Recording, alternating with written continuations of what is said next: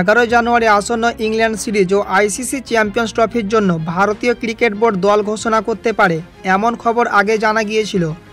অবশেষে শুধুমাত্র ইংল্যান্ডের বিরুদ্ধে টি-20 সিরিজের জন্য দল ঘোষণা করল ভারতীয় ক্রিকেট বোর্ড।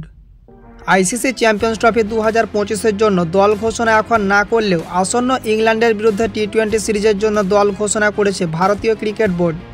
ইংল্যান্ডের বিরুদ্ধে 15 জনের দল ঘোষণা করেছে বিসিসিআই। দীর্ঘ সময় বিরতির পর ভারতীয় দলে কামব্যাক করতে আর কোনো সমস্যা থাকলো না টিম ইন্ডিয়ার তারকা পেসার মোহাম্মদ শামির। জাতীয় ক্রিকেট একাডেমি থেকে ফিটনেস সার্টিফিকেট বা ছাড়পত্র পেয়ে গেলেন ভারতের এই তারকা পেসার। ইংল্যান্ডের বিরুদ্ধে টি-20 সিরিজের জন্য দল ঘোষণা তিনি এনসিএ থেকে ফিটনেস সার্টিফিকেট পেয়েছেন মোহাম্মদ শামি। আর একই দিনে জোড়া সুখবর পেলেন তারকা পেসার। ওডিআই বিশ্বকাপের ফাইনালের পর ফের জাতীয় দলে ফিরছেন শামি। 2023 সালের ওডিআই বিশ্বকাপ ফাইনালের পর থেকে চোটের কারণে আর ভারতীয় দলের হয়ে খেলা হয়নি মোহাম্মদ শামির।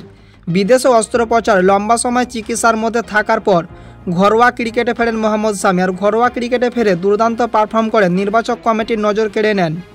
দীর্ঘ সময় বাদে মোহাম্মদ শামি জাতীয় দলে কামব্যাক করার মতো আরেকটি বড় চমক হলো ইংল্যান্ডের বিরুদ্ধে টি-20 সিরিজে ঋষভ পন্তের দলে না থাকা। ঘোষিত দলে 2 উইকেট কিপার হিসেবে সুযোগ পেয়েছেন ইনফ্রম সঞ্জু স্যামসন ও ধ্রুব জুড়েল। এবার এক ঝলকে দেখে নেওয়া যাক ইংল্যান্ডের বিরুদ্ধে ঘোষিত ভারতের টি-20 দল। সূর্যকুমার যাদব অধিনায়ক, Sanju Samson wicket keeper, Abhishek Sharma, তিলক ভার্মা, নীতিশ কুমার রেড্ডি, মোহাম্মদ শামি, আর্শদীপ সিং, হর্ষিত রানা, ধ্রুব জুড়েল, রিঙ্কু সিং, হার্দিক পান্ডিয়া, অক্ষর প্যাটেল, রবি বিষ্ণই, বরুণ চক্রবর্তী, ওয়াশিংটন সুন্দর।